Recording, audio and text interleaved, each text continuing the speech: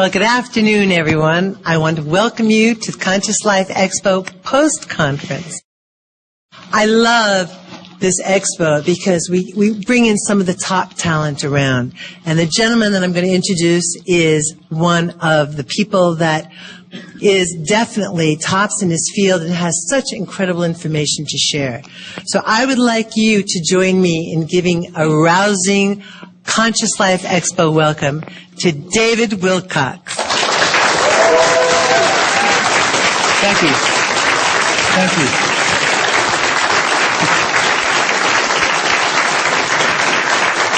Thank you. Appreciate that. You know, 2012 is about a new birth, and now that I have my own umbilical cord, we have a great symbolic reference for that. So this is going to be a bridge where we're going to start with the 2012 Enigma material that I didn't get to finish yesterday because literally we had the line for that room wrapped around 2 halls in this hotel. It was enormous. How we got all those people into that room, for those of you who remember, I don't know how it worked, but it was a divine miracle in and of itself that we actually got the people in. So, this is about what the government is like for most people right now. We have gotten into this illusion that the government is our benevolent father figure and protector, and more recently now it's feeling as if, what's the surprise is not what we're expecting. So many people are awakening to cosmic consciousness and higher concepts of metaphysics and spirituality, and this is going to be a true masterclass in what's really going on. So 3 years ago I was at this conference and I met Billy Blake, who should be here, but he's not here yet. He's going to be running around with a handheld camera. And we decided to do a film together. The film is called Convergence, as many of you, or probably all of you know. So that film deals with the idea that the underlying fabric of this universe is consciousness, which is what all the old mystics and all the old religious traditions have been saying for thousands of years. Now, what I offer is a much more elaborate and intricate spin on the notion of a consciousness field than you've probably ever seen anywhere else. Of course, it goes without saying that for those of you who haven't seen this, when they haven't seen it before, there's a gasp in the audience, but you all are well initiated. Edgar Cayce and myself, there's obviously a facial similarity there. This is my brother and Casey's first guy, Dr. Ketchum, who got him out there in the world. My father, after a Metallica concert, that's why he's sneering. And the Squire, Edgar Cayce's father. My father would only shop at the Squire shop, and everybody called Cayce's father the Squire. This is my best friend Jude and Edwin Blumenthal from the Cayce tradition, one of his principal investors. Jude and I did marvelous music together in high school, at least we thought so at the time. And this is my friend from college, Christopher, and his corresponding reincarnation, Morton Blumenthal. This is my good friend from college, Angelica, and this is Edgar's wife, Gertrude. These are like the only people I'm still in contact with from high school and college. I mean, you have to understand, these are not just random people from my life. These are like some of my closest associates and friends. And then when you find out that they're the same people as in Edgar's circle, it's very, very surprising. Okay, so as we went through yesterday, are there great secrets being held? This was something a lot of people didn't catch on the way they did the reflection on the poster for the Da Vinci Code. And of course, what is the eye and the triangle on top of the pyramid?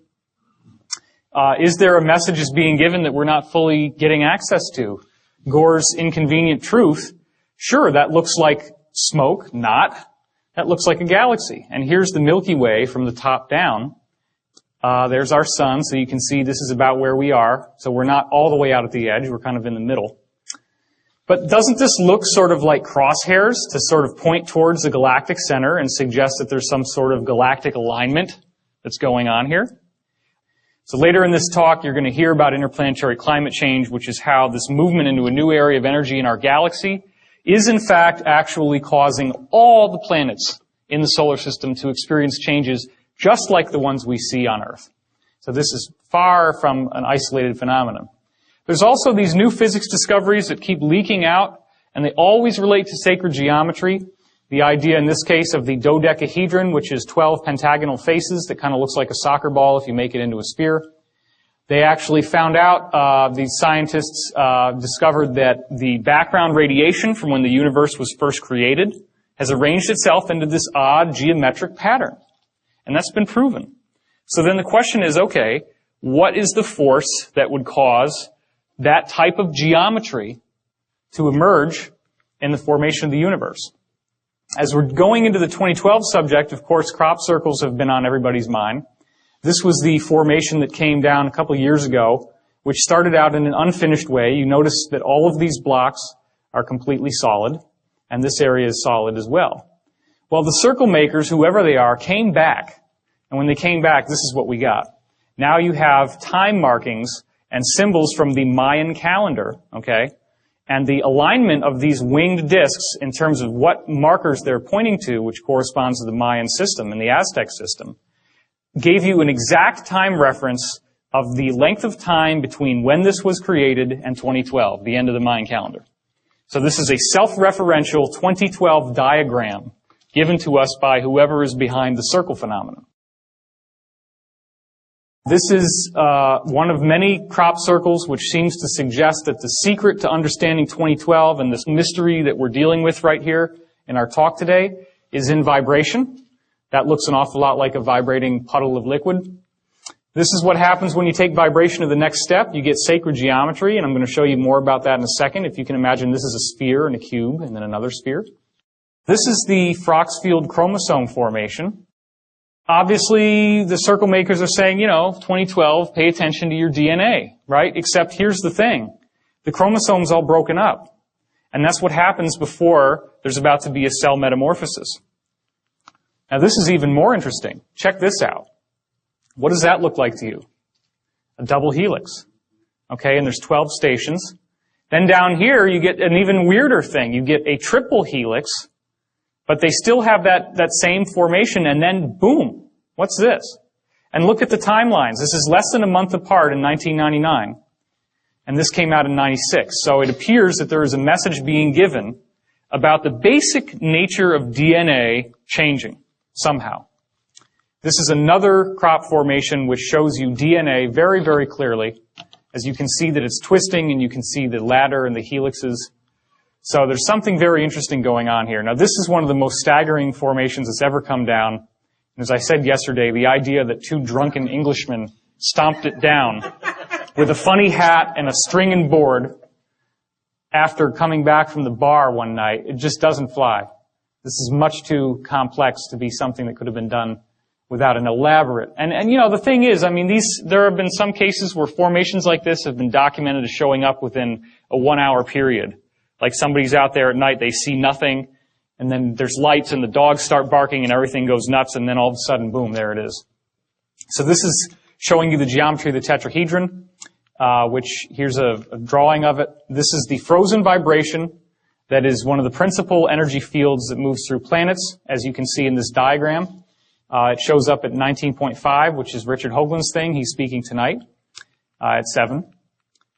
So here's your animation of the actual great red spot, which is at the limb of the tetrahedron down here, and Jupiter. And this also extends through the great dark spot on Neptune.